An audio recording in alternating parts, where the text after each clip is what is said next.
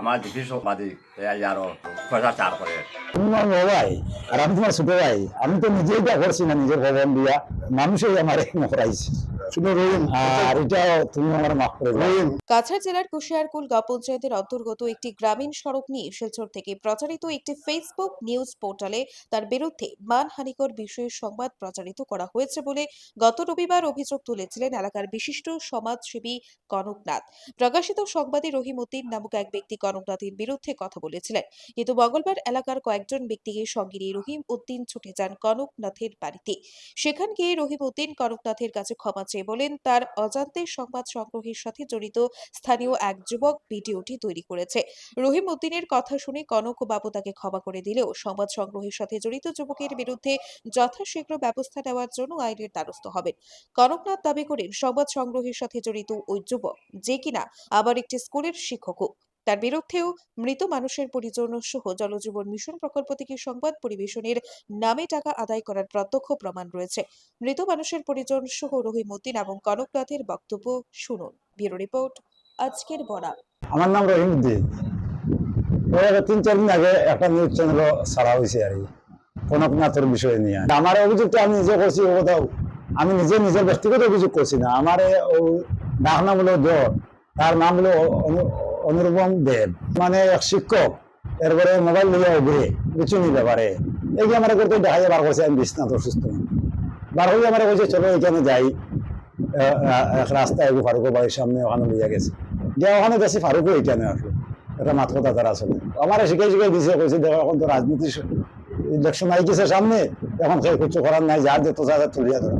ও আমার শিখাইয়া দিছে যে তুমি যে কাজ হয়েছে না কম হয়েছে, আগে বেটি বেচিছে ফুড়ি বেচিছে, ওটা আমার হয়েছে গল্প করছে আমার লগে। আমিও তার লগে গল্প করছি। আমি জানি না যে হে যে এটা রেকর্ডিং করে বা প্রেসমিট করি, আমি এটা জানছি না, বুঝছি না, নিয়ে দিছি। আর কনকনাথ যে মানুষ, তার লগে আমার বিশেষ সম্পর্ক, বিশেষ মায়ার এক মানুষ। আমরা বুঝছি না, বিপদ আপদে আটে ডাকে আমি নিজেও পাই। কয়েকদিন আগে আমার একটা বিচার হয়েছে, এটা 40 নম্বর টানি, আমি 40ও মানছি। আমার বিচারটাও তাই করিয়া দিছো গিয়া সুন্দরে, আমার বিচারটাও শেষ হয়েছে, বুঝছি না। এইটা চাই আর আমি ওই জিনিস আমি যেটাও আমি মানুষের শিকার মাতে ভুলবশতে আমার একটা মাত আমি মাতি দিছি, এটা আমি মানে আমি ভুল স্বীকার করে উঠবো। আমি তার কাছে জমিদার বাসা তো আইছি, যাতে আমার তাই এটা মাফ দিতা আর উপরওয়ালাও মাফ দিতা। হ্যাঁ, ওই আমি আমার নিজের সবখানে বলি। আমার নাম সাইদুজ্জামান, ও আমার বাবা মাসুমউদ্দিন। কয়েকদিন আগে একটা অ্যাক্সিডেন্ট হয়েছে আমরা মেঘালয়, 3জন মানুষ মারা গেছে। আমার ভাই আবলান সাইদুজ্জামান আর জহর উদ্দিন, জুবাইর আহমদ, 3জন। মেঘালয় অ্যাক্সিডেন্ট হয়েছে, আমরা লইয়া আইতে সময় লাস্ট 2 দিন লাগছে প্রায়, পোস্টমর্টম করিয়া আইতে সময়। আবার সময় মেঘালয় রাস্তা খুব একটা ব্লক লাগছে, 2 দিন মরি গেছে আইতে আইতে। রাস্তা ব্লক লাগলে মেলডোর আইছে, আমরা আইলে একটা ফোন গেছে। ফোন যাওয়ার সময় মিডিয়া জনে মারছে, আমরা বাড়িতে আইসেন আগে শুনছি, প্রথমে আমরা বাড়িতে আইসেন আইয়া ভিডিও করছেন, তাই কইছেন যে মেঘালয় অ্যাক্সিডেন্ট হয়েছে, ওলা ওলা টাকা 20,000 দিবাই আমারে। আমি যে তারা 3জনকে আনতে সময় মেঘালয়তে পোস্টমর্টম করলে তারা অন্য ফাঁকির নেই গিয়া, তে এগো পোস্টমর্টম হইতো না, এই না সেই না, থানায় দৌড়বা আইয়ালে তারা অন্য ফাঁকির করিয়া দিলাইব। আমার টাকা 20,000 দিবাই, আমি এগো মিডিয়াত দিলে এমন আইলে বাজাইয়া।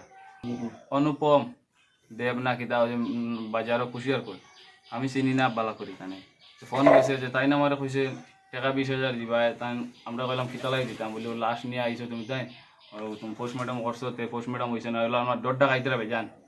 তা আমরা কইলাম বলে টাকা 20,000 এখন দিতে পারতাম, আমরা তাই নাই, আমরা গরিব মানুষ। পরে কইছে 9,000 টাকা, 9,000 তিনি মারতে মারতে 6,000 টাকা তাইছে। আইলে আমরা দিছি টাকা, 6,000 টাকা নিছই, তাই নিয়ে আমরা লাস্ট তো লইয়া আইছি বাড়িতে। তাতে চাইছেন আর 3,000 আরো চাইছেন 3,000 টাকা দিতাম, কইছি পরে দিলাম, আবার দিছি না। এখন মানুষ আমরা না করছেন, কইছেন টাকা দিও না, কিছু হইলে পরবর্তীতে আমরা দেখবো। 6,000 নিছেন। 6,000 টাকা নিছেন গিয়া। ছেলে মরছে, ছেলে আমার ছেলে, আমি তার বাবা। সাংবাদিক আইছে বাড়িতে, আমার চাকরি উঠাইয়া লিয়া গেছে গিয়া, তো ফসাদ রাস্তার গিয়ে আক্রমণ করিয়া ফসা লিয়া গেছে। আমরা হান্দা উঠা করিয়া বড় দুঃখ প্রকাশ করিয়া এই সাংবাদিক আমরা আর রাখতাম না। আর আবার বাড়ি হান্দার সাংবাদিক আমার দরদ বুঝল না, আমার জিপির সাংবাদিক আরো বেটা পয়সা চার করে। এরপরে কিলা হয়তো কিলা না হয়তো ইকাল চার নাই ওটা পয়সা চার করে আইয়া আরো ডর দেখা এই আমার বাড়ি কিনারও মানুষ এটা সাংবাদিক দিয়ে আমি কিতা করতাম এই সাংবাদিক রাখা মানে না রাখা পালা। তো পরশুদিন একটা নিউজ পেলাম, এই নিউজটা পাবলিক করেছে অনুপম দের, এখানে আমাদের কুচিয়ারকুলের একটা ছেলে। তো এখানে এত বিসি ভাবে কিছু কথা বলা হয়েছে আমার এগেন্সে, এটা খুব অপমানজনক কথাবার্তা।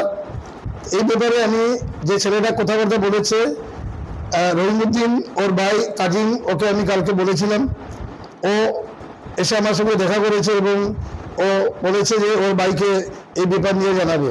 তো ওর ভাইকে জানিয়েছে, জানানোর পরে আজকে ওর ভাই আমার এখানে এসছে আরও কিছু লোকজন নিয়ে, এসে আমাকে বলছে যে এটা অনুপম দে ওকে ওর বাড়ি থেকে নিয়ে গিয়ে এই যে ভিডিওটা চুপচাপ করেছে এবং শিখিয়ে দিয়েছে তাদেরকে এইরকম বলার জন্য।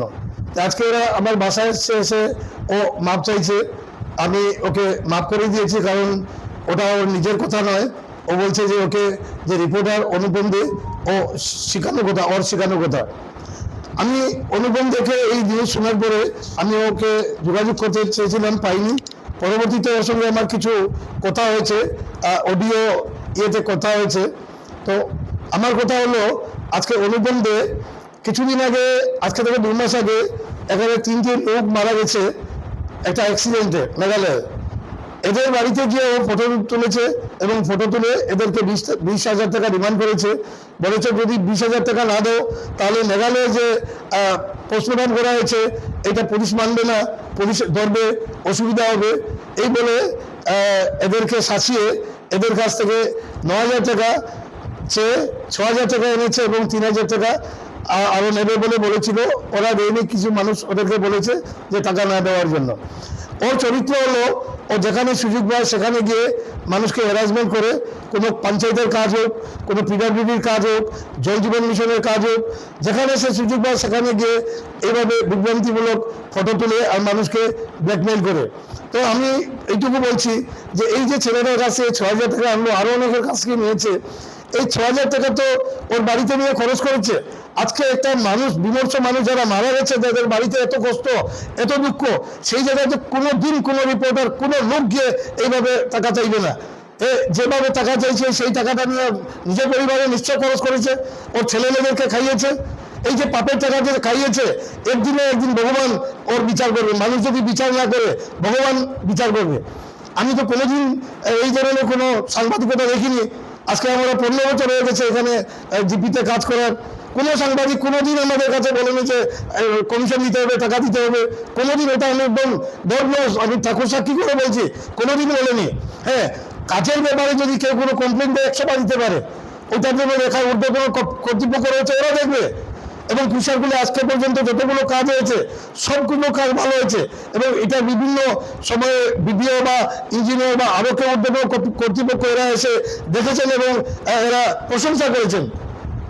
এবং কাজের ব্যাপারে আমি সবাইকে বলছি, যদি কোনো জায়গায় কমপ্লেন থাকে তোমরা কমপ্লেন দিতে থাকো, কোনো অসুবিধা, কুশারকুল টিভি প্রেসিডেন্টের কোনো অসুবিধা নেই, সব কাজ আছে জায়গায়, দেখতে পারবেন। তো এই জিনিসগুলো কোনো অবস্থায় মেনে নেওয়া যায় না। আর এই ধরনের যে সাংবাদিক আছে তাদেরকে প্রত্যেকে বয়কট করা দরকার। সে একজন শিক্ষক, ঠিক আছে, শিক্ষক হয়ে সাংবাদিকতা করা যায়, কিন্তু এই চরিত্র হওয়ার কোনো অবস্থায় দরকার নেই। মানুষের মান সম্মান রয়েছে। আজকে যেভাবে কথাগুলো বলেছে, অন্তরূপে সে আমার পাশের বাড়ির মানুষ, সে আমাকে বলতে পারতো যে দাদা তোমাকে এইভাবে কথা বলছে, তোমার কি প্রতিক্রিয়া রয়েছে। কিছুদিন আগে আমার কাছে 1 লক্ষ টাকা চেয়েছে, আজকে থেকে 1 সপ্তাহ আগে 1 লক্ষ টাকা দেওয়ার জন্য বলেছে। আমি বলেছি না, তোমাকে আমি টাকাও দেবো না, কার কাছ থেকে আমি টাকাও নেবো না। আমার মনে হচ্ছে অনুপম দে আমার কাছে ওটা প্রমাণ আছে, ওকে আমি অডিওতে পাঠিয়েছি যে আমি তুই 1 লক্ষ টাকা চেয়েছিস, আমি দেই নাই বলে তুই বুঝে প্রতিশোধ নিয়েছিস। ওকে আমি পাঠিয়েছি অডিওতে, ও কোনো জবাব দেয়নি। আমি এই যে ব্যাপার, এই ঘটনাটার আমি আইনগত এটার আমি ব্যবস্থা নেব, এটা আমি বলে দিচ্ছি। আমি ওকেও বলে দিয়েছি, আমি হুমকি দেয়নি ওকে। ও বলেছে যে আমি নাকি হুমকি দিয়েছি, আমি কোনো হুমকি দেই নাই। আমি বলেছি আইনগত তার ব্যবস্থা নেব, যদি আইনগত কোনো ব্যবস্থা থাকে তাহলে অবশ্যই এই ব্যবস্থা নেওয়া হবে।